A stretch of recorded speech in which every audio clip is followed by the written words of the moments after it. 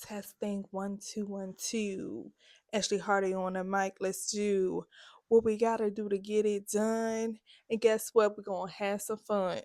1 2 1 2. Hey, hey. A 1 2 1 2. Hey, hey. A 1 2 1 2. Hey, hey. 1 2 1 2. Hey.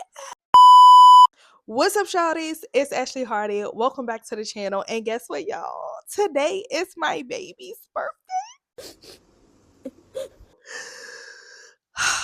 My baby is officially 1 years old. 1 year of being on this earth. And let's talk about how I now feel being a mom of three for officially 1 whole year.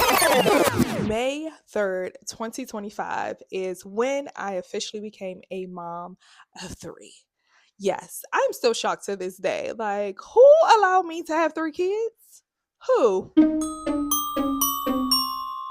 I guess we had something to do with it. I am still in shock because, for one, time slows down for no one. This year flew by, and I did my best to really try to soak it in and enjoy every moment because I honestly feel like that first year of life goes by the quickest.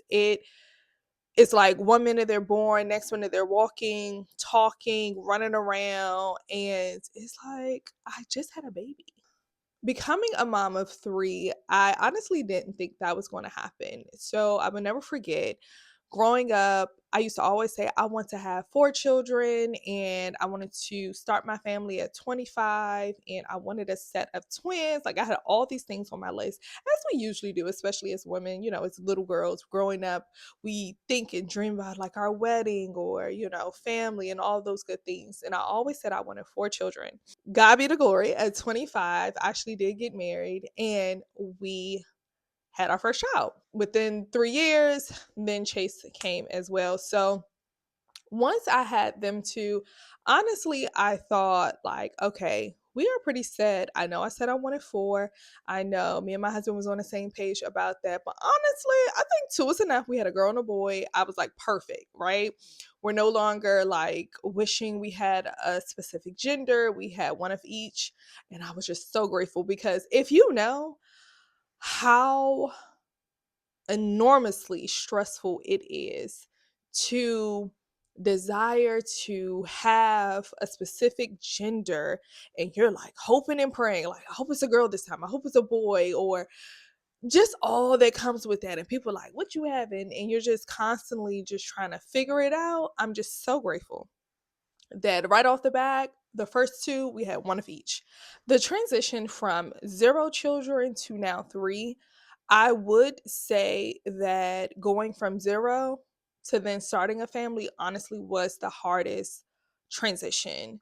And I feel like once you have a child, you at least know what to expect. You have an understanding of what is needed to be a parent. And yes, every child is different, so you're going to always go through something new and learning and discovering with their gender or just learning or their habits, personalities, all of that plays a big part. I was praying and hoping that he was going to be born on May 3rd.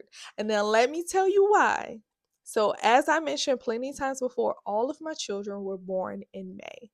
And yes, for one, we kind of planned it a little bit, but two, clearly my body just likes that time period. So my oldest daughter was born on the 27th of May, my second oldest the 16th of May, and as you know, Mother's Day is also in May. So I was looking at the calendar and I was like, okay, everybody got a week.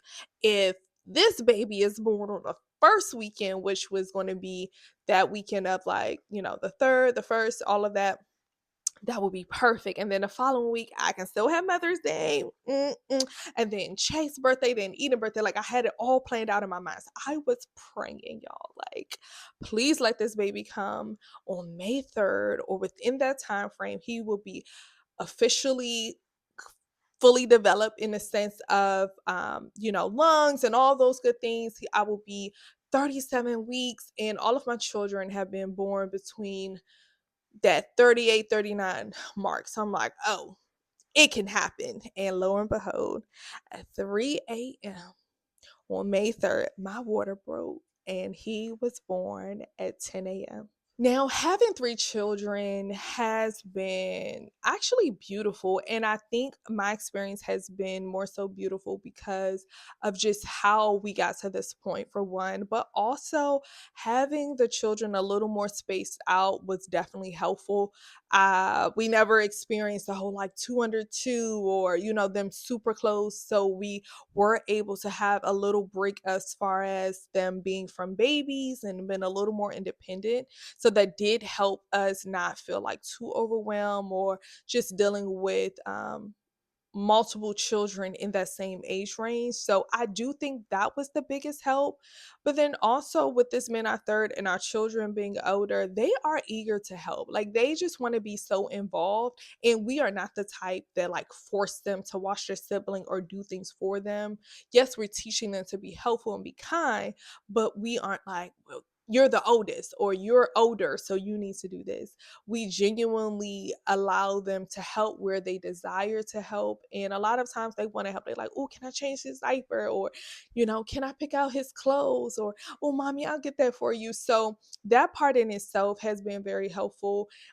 They are excited to be big siblings all over again for Eden. And so that has been a joy.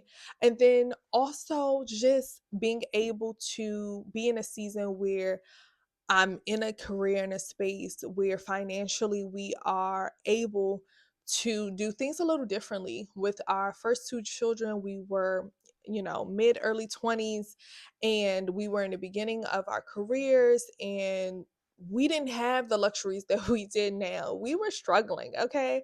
So things were just totally different. It was also new. Times were different with us learning and growing and, just being more mature. We're now in our mid 30s. Things are different. I have also learned, me as a parent, being more established, being very intentional to not push my emotional trauma onto my children. My children are very, very emotional, and they love affection all the time. They want to be touched and held. They want to hold you, be up under you.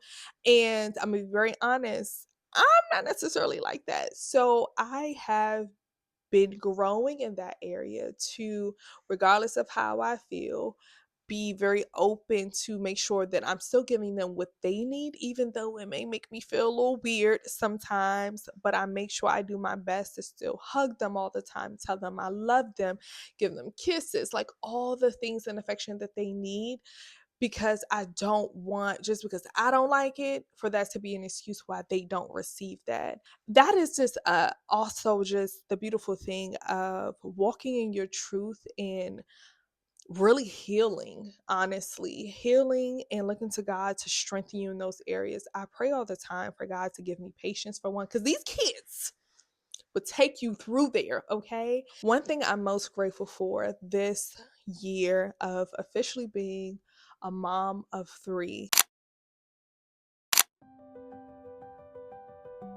is to be consistent and not giving up, to grow in the areas I desire to grow. I have been feeling stuck for a few years in different realms and facets of my life and kind of feeling lost. And I was determined to take control, in the sense of, I'm going to do something about it. I'm going to truly put this before God and petition God to help me and guide me and put it in his hands. And I'm not going to lie, it's not been easy. The other week, I was just telling my husband how I was struggling with trusting God in a particular area and for a particular reason, and just being honest and being aware. And when I have those moments, to know I need to get back in my word. I need to pray in this moment. I need to journal in a moment, like finding ways to release it and not just hold on to it and suffer in silence. So I'm grateful that I am on this track, on this path, because remember, we're breaking down barriers. We're on our fearless journey. No fear. We are going to fear less, and we're going to become the woman that God has called us to be. So I hope you enjoyed this video. I'm just so excited. We're going to continue to celebrate my baby's birthday, and I hope to see you guys next Sunday. It is Mama's Day next Sunday. So happy early Mother's Day to you, to all the mamas out there, and to all those who are celebrating a mom. Even if you're not a mom, you're celebrating someone who maybe have been a mother figure to you, or even if you're celebrating someone who has gone on and passed, I pray that you still have moments of joy and love in your memories of them. And I hope to see you guys next week. Talk to you later. Bye.